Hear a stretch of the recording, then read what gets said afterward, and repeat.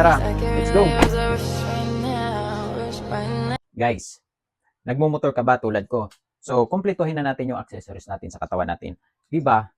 Bukod dito sa arm sleeve ni Solo Ever, eto, susuot muna natin to si arm sleeve. Ayan, suot muna natin para ready to ride na tayo guys. Ayan, no? So, napakaganda nung ano niya. Ayan, mga fittings niya. So, eto, papakita ko muna sa inyo ha. Saglit lang. Tayo, ano?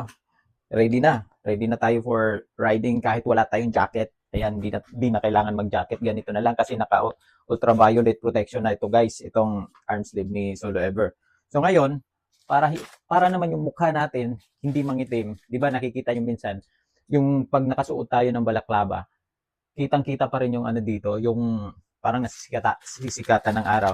So ngayon para makumpleto, eto, meron tayong balaklava na galing kay Solo Ever. So ito siya guys. Ayan oh.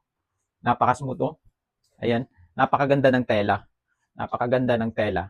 Ayan oh. Ito, Solo Ever pa din to ha. Ayan, puro tayo Solo Ever. Ayan, para kumpleto na tayo.